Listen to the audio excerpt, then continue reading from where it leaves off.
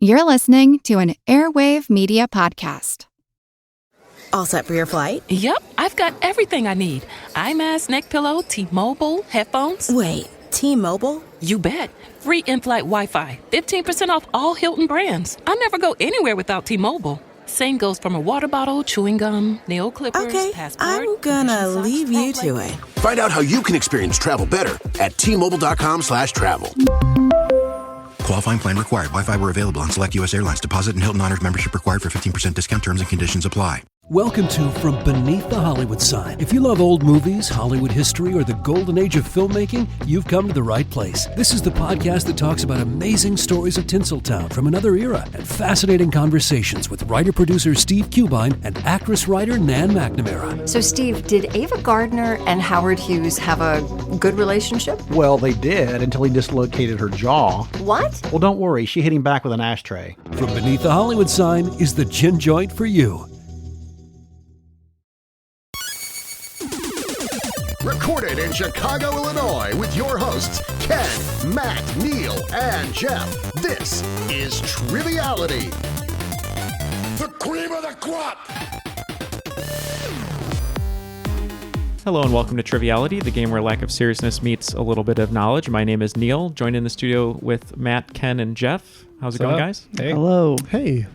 So today's special. It's another episode of our Behind the Trivia series. And we're super, super excited to have a special guest today, Jennifer Cheon. She's a great actress. She's from Vancouver. You might have seen her in Van Helsing as the badass Ivory. You might have seen some of her work in the web series The Drive. She won a Leo Award for that. And also she flew all the way in from Vancouver to She did. In a very old plane. But she's been in many, many TV shows that you guys have seen, Colony, Supernatural, Arrow, amongst others. So welcome to our digital studio. Jen, how's it going? Hi, it's going really well. Thanks for having me, guys. Mm-hmm. Of course. Well, I guess to start off with, we mentioned that you are from Vancouver, and if a lot of people don't know, they kind of call Vancouver the Hollywood of the North. There's just a lot of filmmaking going on up there. So how did you get started, I guess, in terms of acting and in your career? Well, it started at a really young age. I just always kept performing, and my parents are like, what the hell do we do with this girl? So they put me into dance, and I started doing dance and musical theater. And then when I got older, I started modeling. And then it was actually after I was graduating from high school, and I was modeling at the time. And I needed a summer job, and I was talking to my agent at the time, and she was like, you should try background.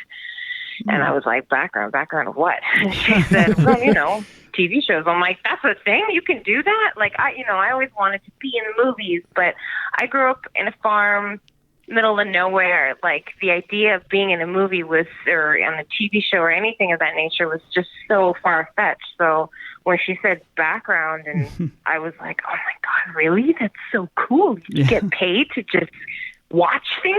Well, you gotta start really you gotta start really far from the camera, and then they gradually move you closer inch by and inch. I gradually was working my way forward. No, definitely. And a lot of actors do start in background. They just don't like to admit it, I find.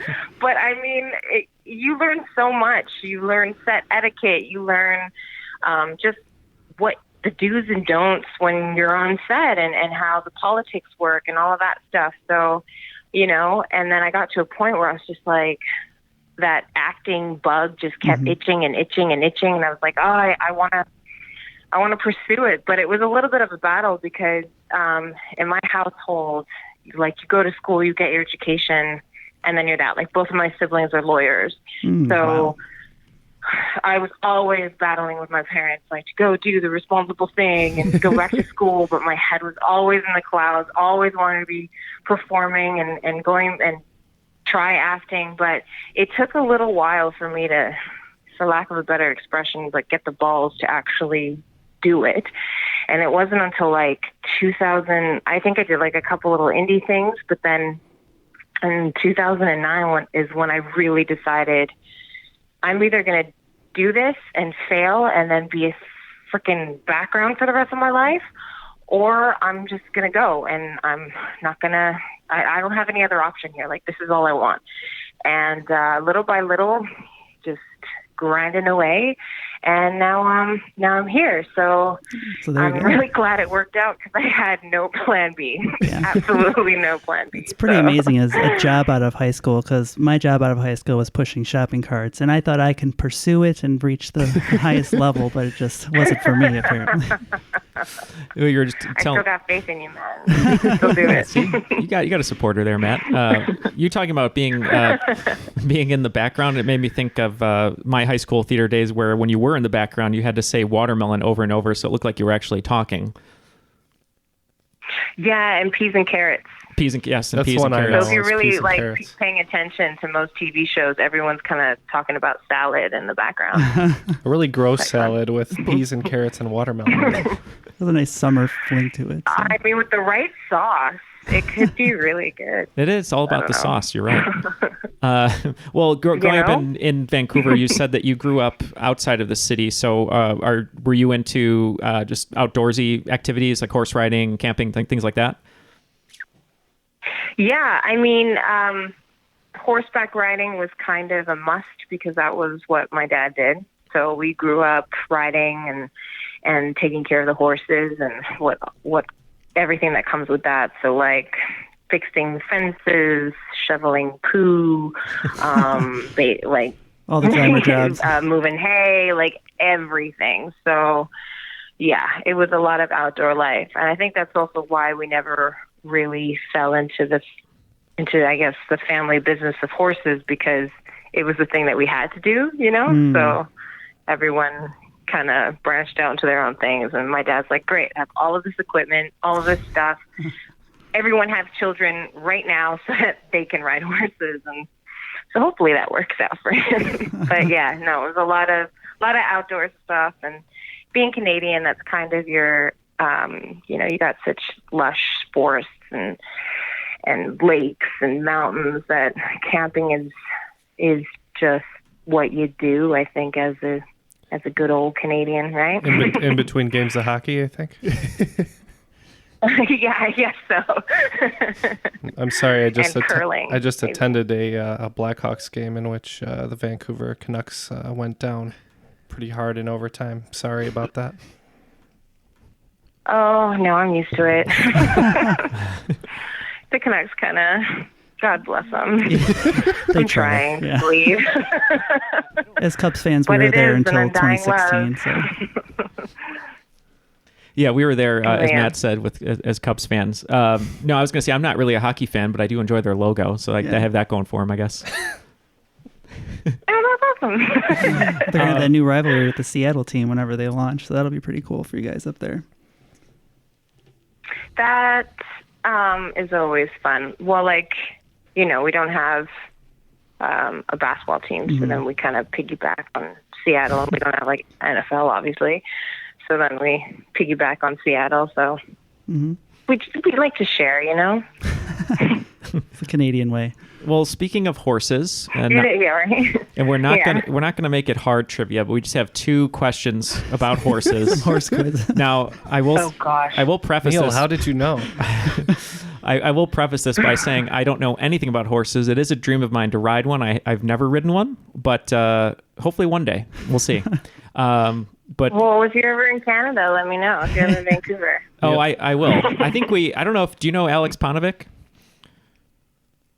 Yeah. Okay. So I know Alex. he I've known him for a long time, and he promises to train me because I'm very, very frail and skinny, and he said he'll teach me to box. So when I come there to learn to box, you can teach me how to horse ride. You go on side saddle, Neal? Sounds good.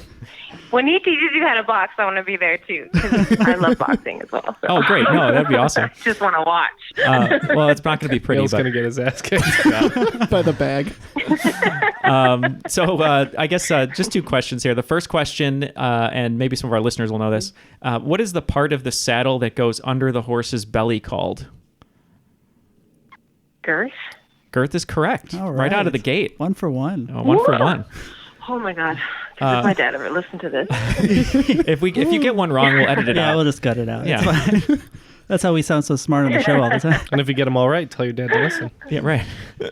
Perfect. And then the second horse question here, one that we've gotten wrong at trivia before, so we just thought we would see if you know it. And if you need multiple choice, we can give it to you. But the question is, in a measurement, how high is a hand? A hand is a foot, isn't it? Not quite. Roughly? Not quite. Not quite. Let's see. Let's see. I'll give you multiple choice here. 2, 3, 4, or 5 inches. Oh, 2, 3, 4, 5. 4 is correct. 5? You are correct. I heard 4. I heard 4. Yeah. You know, I've heard that question like 4 times. 4 is correct. Yeah. And I still can't get it right. And I know it. I know. We never get that question right. And here's your last horse question, Mr. Ed. No, I'm just playing. The answer was peanut butter. Yeah. They put peanut butter in his mouth. Nobody knows that little trick. Oh, to make it look like he was talking? I actually knew that one. Yeah. Oh, there you go. We'll phrase it as a question next time. So almost so close. One of our favorite performances of yours, which we know you talked about before, is Ivory on Van Helsing, which is just a pretty insane character, a pretty awesome character. And you kind of already mentioned it already that you love to box, but it's a pretty physical character. So can you tell us a little bit about how you got the role and how you enjoy bringing the physicality to it? Well, I got the role the old-fashioned way. I went in and I auditioned, and it was actually just supposed to be a couple of episodes, but I guess I just never let them let me go. You killed the most vampires in your audition, though. So. Threaten them all, get me on the show. No, I'm kidding. That's how Jeff stays on the show too. So. Yeah, so it was originally supposed to be just a couple of episodes, but through time, I don't know what happened, but they kept me on, and it is a really physical role. I wasn't as fit in the beginning, but when we were doing a lot of stunt rehearsals and stuff, I was thinking, my God, like I really need to step this up because she's a vampire. Like getting tired is not really choice when it comes to being a immortal. So I started training in Muay Thai and also working a lot with our stunt team and our stunt coordinator, Kamani Smith, and he really helped me, push me to, get my sword work, get how to throw an axe around and learn little tricks and stuff like that, just so that you really be this powerful creature. And I just really love the fact that I get to kind of fill that childhood dream of mine where I get to actually look like a badass. So I was happy to learn as much as I possibly could to get into it. And now I'm working with a trainer named Thomas Taylor, and he's amazing, and he kicks my ass in every sort of way. He has me doing the craziest climbing core exercises, like climbing up ropes and doing like pushing him on this, like with football players, how they push those the carts, what are they called? Sounds like Rocky IV. Yeah.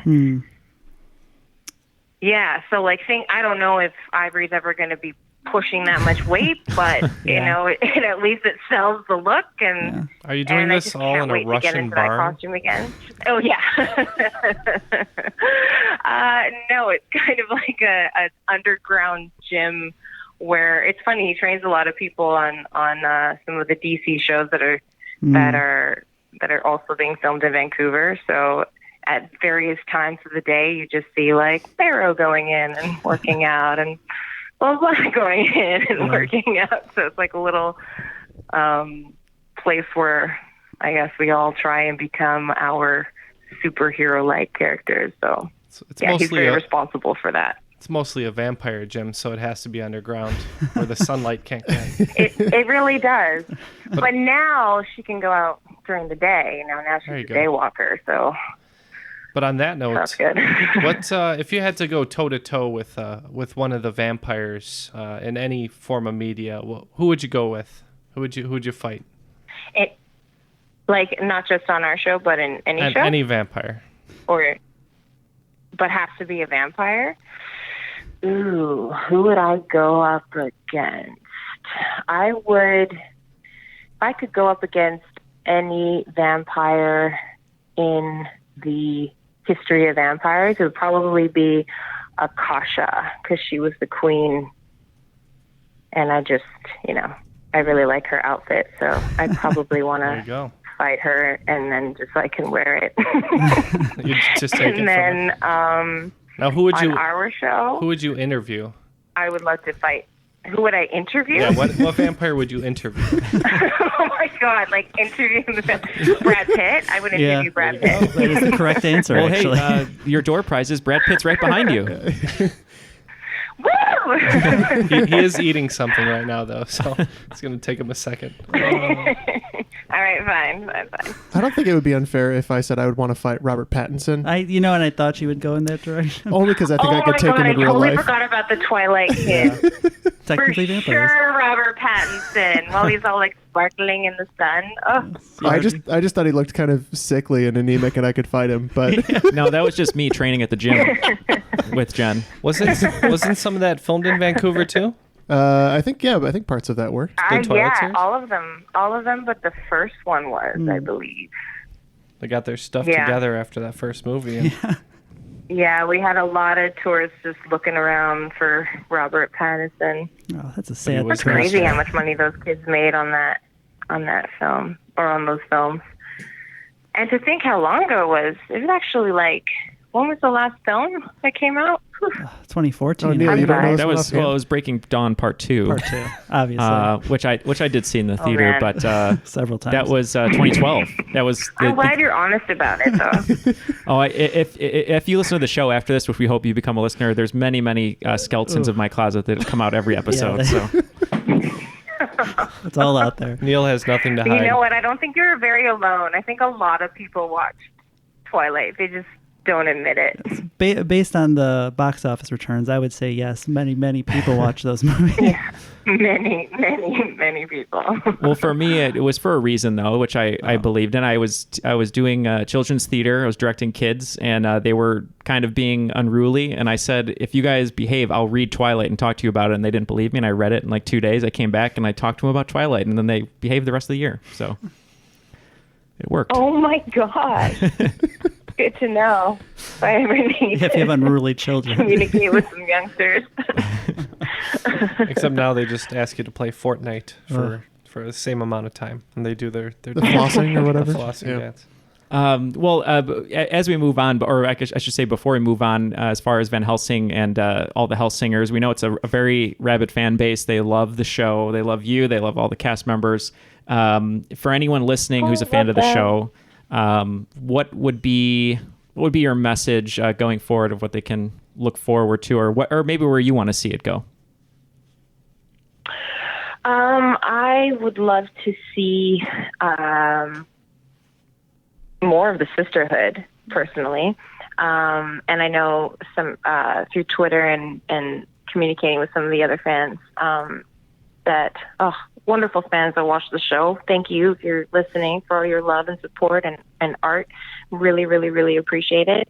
And some of them have talked about wanting to see more of the sisterhood and more of the origin of that, and some flashbacks. I would love a flashback on Ivory. We had one season 2 when she got burned at the stake, but I would love to see how then she became a sister, or was she always kind of part, how it evolved into being immortals, where the root of where it came from and how it came to be. That is probably what I'm hoping to see this season.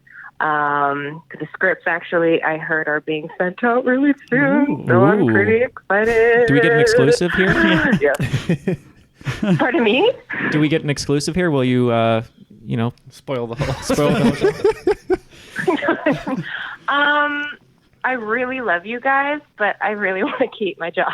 There you go. That's fair. That's very fair. That seems like a really prudent decision. But I'll give you an exclusive after. Yeah, there we go. That sounds like a deal. Sweet. Now, before you talked about the sisterhood, so before we move on to a couple questions we had, Jeff has a fact here. We went to Salem, Massachusetts on a visit. We had a sort of a trivia competition called Geek Bowl, and we toured Salem, and Jeff taught us some stuff here. Jeff, on our show, you'll learn, we kind of make fun of him and say that he's actually, because we're always wrong, and he corrects us, which is good. He should do that. But Jeff, you explain what the question is, and maybe we'll see if John knows it. Well, you were talking about how some of the vampires were burned at the stake. But do you know the most common way of executing witches during the Salem witch trial? A lot of people think it's being burned at the stake, but it's not. Was it decapitation? No, they were actually. Correct me if I'm wrong, Neal. They were drowned, Hanged, or hanged. I was Hanged. just about. Like John Proctor. Yeah, hung and drowned. I have to say too, like standing in Salem, just as a small tangent, was so weird because you look at the tombstones of John Proctor and all the other people who are there, and you can't believe that it was some time ago, but it was kind of sort of recent in the narrative of history. It's like, I can't believe we did that. Yeah, no, that's not true. good. It's kind of scary how, if you think of certain things that are going on today, how it wasn't that long ago that society was operating in a different way. So it's kind of scary when you really think about it. Yeah, or some of the things where we were before happen. and where we could go. Like it's But there's a lot of good people out there, including yourself, and I know you've put a good cause in front of you as well with Dressember. Am I pronouncing that right? Yeah. Yes, you are. Can you tell us a little bit about that? Yes, you are. Well, December is basically like a scholarship program, and they're just trying to raise money so that we can help people that have come out of sex trafficking and give them a new start. And so that's basically what it's about. And then there was a challenge for the month of December to wear a dress every day, and thankfully snow in Vancouver didn't start until like a few days ago. So I managed to be able to wear a dress every day, and I was pretty excited about that. But and you can go to their website if you want to pitch in any sort of way. Anything helps. And also there are some lovely dresses designed by members of the team that can, that you can purchase, and all the proceeds, all the money goes to helping somebody get a new life. Yeah, so, and I'm sure that's not just in December where they take donations and do their fundraising. Matt, you have that website handy? Yeah, so I'm just pulled it up right here. It's dressember.org. And if you really read through a lot of this, it's so sad to see. It's, it says more than 30 million people are currently enslaved worldwide, and human trafficking generates over 150 billion a year. So this is kind of something that we don't really talk about necessarily, and it's good to kind of get that word out there. There's a lot of darkness out there, but thank you anybody that can help. We really appreciate it. Yeah, and thank you for providing a little bit of light in that darkness. Yeah, we'll put the link in the show notes. Absolutely. Oh, awesome. Thank you, guys. Oh, of course. We just wanted to shine a light on that because it's such a worthy cause. And that's what we try to do that with any guest that we have that is, gracious enough to join us anytime when the show's over. If they'd like to talk about an organization, they'd like anyone to check out. We want to make sure that, we can use the platform to spread the word and just get more people involved. With this specific organization, they even have a 5K. Looks like it's going to be happening in LA that you can support if maybe your support, you want to do it in a different way, which I think is great. So, thank you for kind of bringing that organization to our attention, because we didn't know that until we were getting ready to interview. And now it's just something very interesting and something that we're hoping to be a part of. Well, thank you. Thank you guys so much for wanting to be a part of it and talking about it, bringing that up. I really do appreciate it. Of course. Now, with your filmography, you've done a lot of TV, as you said, in VC, and some of those are some of our favorite shows here in the studio. I was a huge Supernatural fan. I don't get to watch it as much as I used to, but I was very, very avid for a very, very long time. And you had a really fun role on that one. You got to get into a few tussles. Unfortunately, spoiler alert, Dean killed you, but you still live on in our hearts. Freaking Dean. So we have like sort of a few Supernatural-esque trivia questions that I think you might find fun, and we can give you some hints too. Oh man, okay. Have you watched all 30 seasons? A lot of seasons. Yeah, right. That's like, 13. I think they celebrate their like 300th episode or something like that. Jeez. It's pretty insane. And they got renewed, so congratulations to the Supernatural fam. Yes, Yeah, another it's a season. crazy That's fandom. The show is going to be immortal like the demons that are on it. I mean, you know what?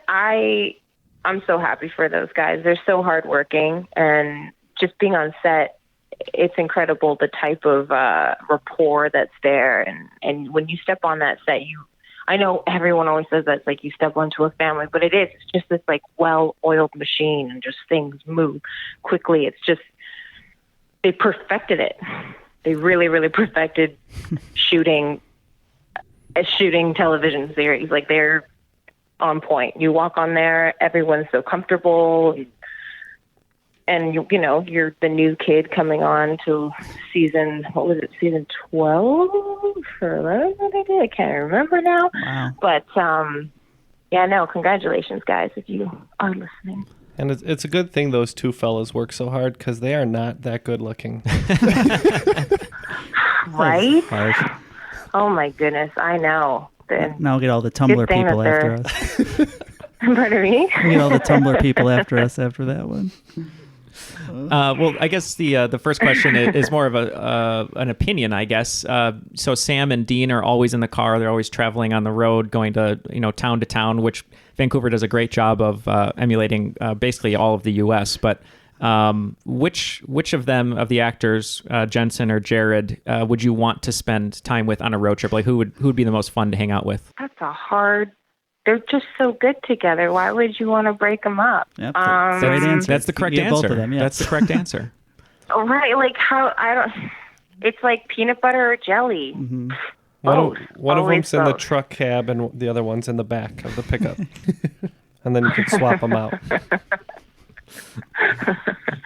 Just cram in there. And they're tall. They're very tall. So I felt very short and petite next to them. It was kind of nice. Well, speaking of their car, that's the trivia question basically, is a lot of people love the car that they drive. Do you happen to know what kind of car it is? You don't have to know the year, but what kind of car they drive?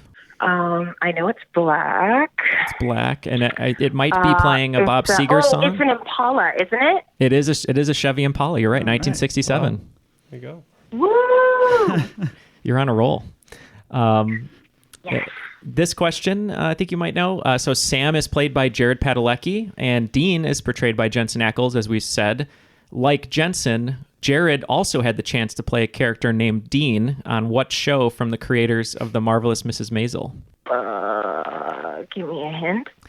He played the first boyfriend of a character named Rory, played by Alexis Bledel. I have no idea. Show about a couple of girls. A couple of girls from Connecticut. Possibly with the last name Gilmore.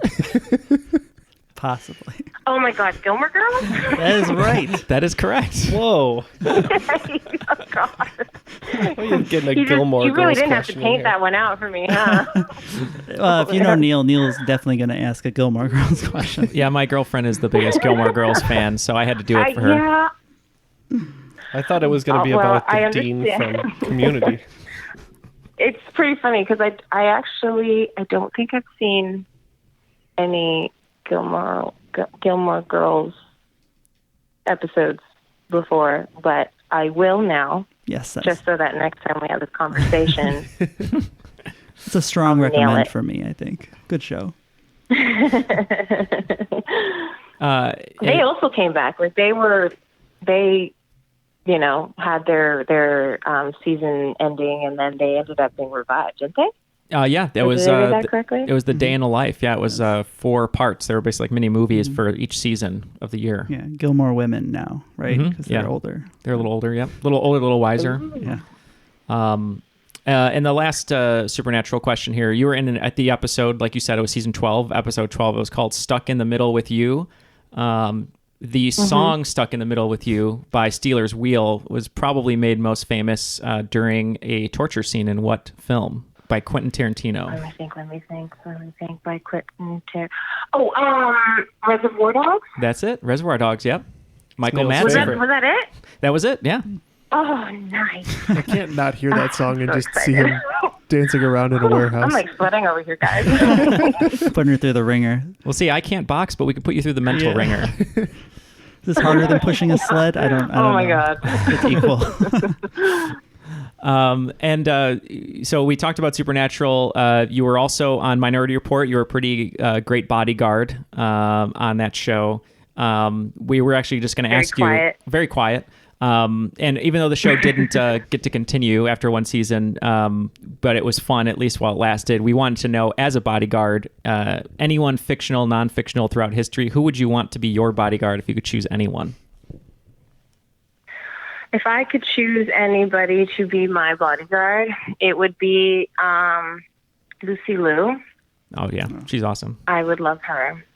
You know, and you would think, oh, wow, just a pretty girl, and then she'll just like ninja chopping and be dead. Yeah. That's how it happens. That's a good call. I feel like she would be very effective. I've watched that scene in Kill Bill And like then, 100 times. the classic big guy, I would have to say The Rock, just because I feel like he could lift me. Also, you just want to hang out with The Rock, too, which would be nice. Right. He might be the That funniest too. person who's I not think like a that would be a lot of comedian. fun. Yeah. Him and Lucy Liu. Oh, together. See, that should be the new twins. Let's make that a movie. Oh my God. Get that screenplay written. Because I can just, I'll write the screenplay. I could just see a scene where they're in like a really crowded area and things are, shit's hitting the fan, and then The Rock's like, just hold on a second. He like bench presses her up in the air, so he'll carry her out so she's safe. I think that would happen. Let's write this That would script be as perfect. The Rock and I Lucy actually Liu. was a bodyguard for Aziz Ansari when he was here a few years ago. Well, a lot of years ago. Wow. But I used to do like security and all of that stuff. Did you so really? Once in a while. Hey, you're a bodyguard. Yeah.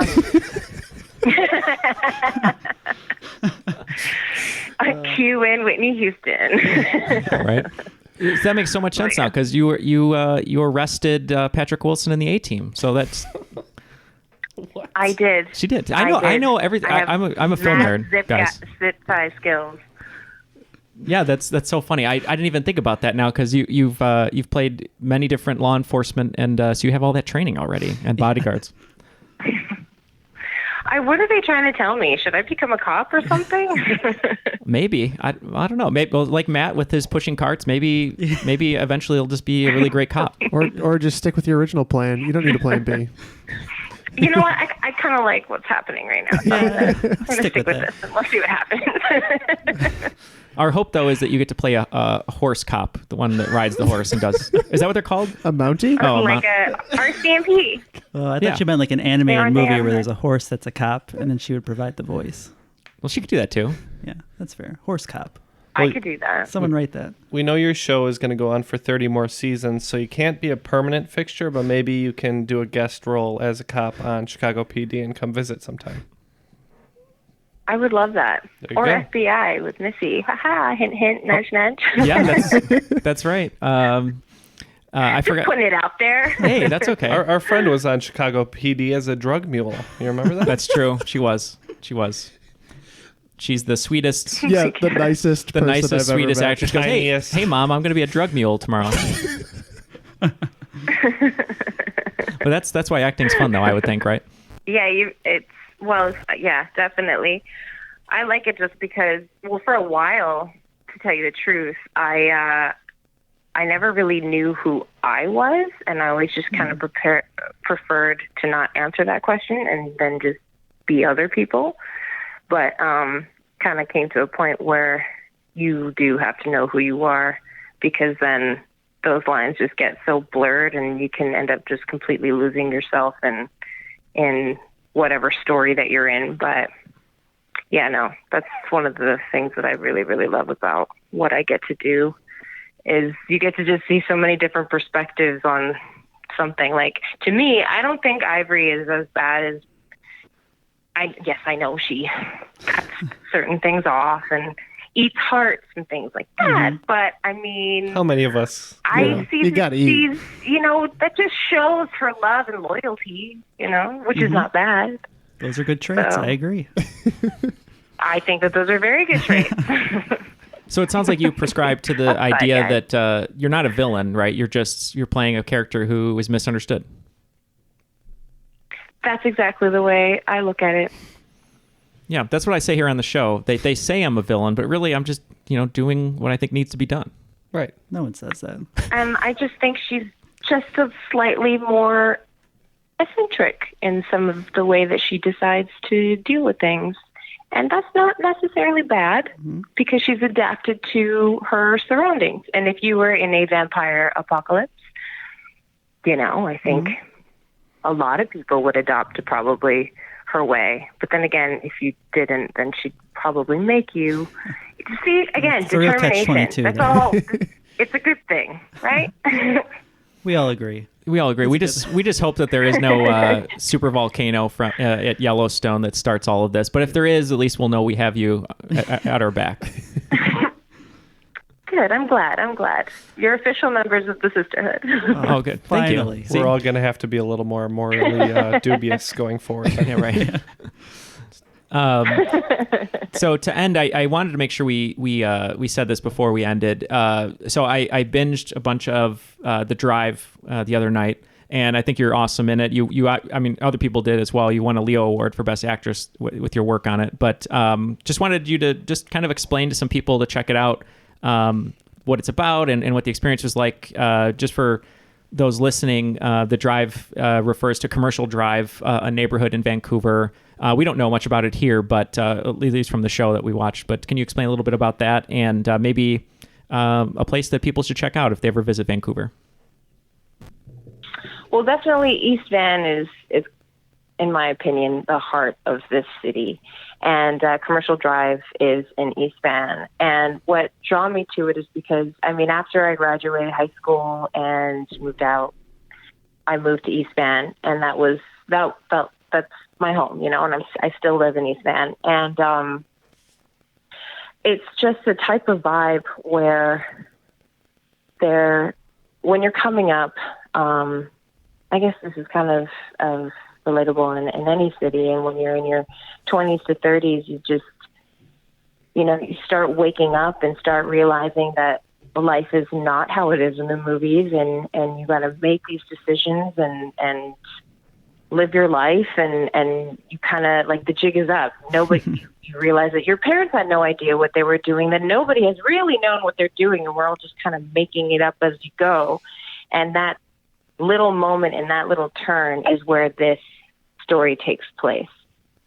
You go and as far as my character, Gina, she was running her dad's shop. She was being a good daughter. She was being good friends. She was being a good girlfriend. She was being all of these things that she is, good sister, all that stuff. And then reality smacks you and you realize, in the sister, in the daughter, in the friend, what am I? Like, I have no idea what I'm doing. I just feel like I've been doing the same thing that led me up to this point, and now I'm awake, and now I don't know how I even got here. And that's what's kind of happened with the other characters, too, in the story. And I like that it highlighted a time that a lot of shows don't really write about, like there's a lot of like the teenage and into the 20s and kind of that transitional years, but not really in the late 20s to early 30s where a lot happens, a lot of changes. And they make you think that if you have this moment, then you're behind in some sort of way. But actually that's the norm. Like, you go through the first couple phases of your life, and then that really tells you who you are and what you want to become. And if it doesn't, it actually makes you start asking the questions in the first place. So that's what I really loved about that show. And the fact that, like you mentioned earlier, Vancouver is the North Hollywood of the industry. And it emulates every city, both fantasy and real. So it was really great to be a part of a project that was about this city, that took place in this city, and everything in between. And I know a lot of people can kind of, I don't want to say diss, but, it kind of Canadian, something that takes place in Canada, people are like, not really that interested in. But if you take some time and want to see something new, please go to thedriveseries.com and check it out. I'm really touched that you guys watched it. I'm kind of shocked about that. So thank you so much. It's really nice of you guys. Oh, no. And I'm really glad that you liked it. No, I thought it was great. And we have to do research for writing trivia questions because there's a lot of research, a lot of work that goes into it. And we wanted to, give the same effort to any guest that we have. And, first we watched your reel and we know you from Van Helsing and from other things. But then we said, what's the drive? This looks so cool. And then we ended up binging it. At least 3 of us did. But Matt's on it right now. He's only on episode 3. So no spoilers, guys. Yeah. The thing is, too, that I really loved about that show is, if you can see through my reel and my resume, most of the time I am playing supernatural characters or, warrior women and things like that, which I love. But it was really nice to just play a regular girl just moving through life and what that brings.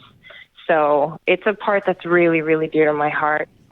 So I really appreciate you guys taking the time out of your day to watch that. Really means a lot. Yeah, of course. So me and the boys here are really hoping to visit Vancouver one day and check it out for ourselves. But where can we find you online in the meantime, social media-wise? Social media-wise, it's Jen. And then Twitter, it's at just my full name, Jennifer Cheon.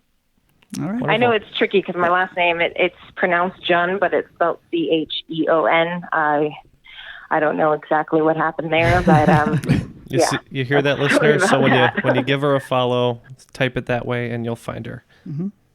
Yes. Very easy to find. And shout out to your dad because you passed the horse quiz, so you should be proud, Mr. Cheon. So a real horse whisperer. And he's a man of very few words, so I think he's going to go, which is good. Is your dad Tom Hardy? But thanks again so much for joining us today. We really appreciate your time. Oh, I really appreciate yours. Thank you so much, guys. Our pleasure. Mm-hmm. Awesome. Well, thank you so much for taking the time tonight. In I guess late afternoon for you, but we really appreciate it and just really excited to see what you're going to do next and just to continue just being great at your craft. So we really appreciate you taking the time. Oh, I really appreciate you guys too. Thank you so much for taking the time and doing the research and talking to me. And if you are ever in Vancouver, please let me know. And I'd love to even give you a tour of the set or whatever we can do. That'd be awesome. So just to show that I appreciate what you guys are doing. I would also pay an exceptional lot of money to watch Neal fall off of a horse. I'm not lying. It is one of my dreams. So you're gonna have to sign a waiver, but we'll arrange it. No, don't worry. No one will get sued. But it is one of my dreams. But yeah, we've been talking about going to Vancouver. We almost were there for a podcast convention. We were going to drive up from Seattle, but didn't happen. So we're maybe next year. Yeah, maybe next year we'll plan something and get it going. Yeah, let's do it. And thank you so much to our listeners, for Neal, Jeff, Matt, and myself. This is Ken, and you're listening to Triviality Behind the Trivia.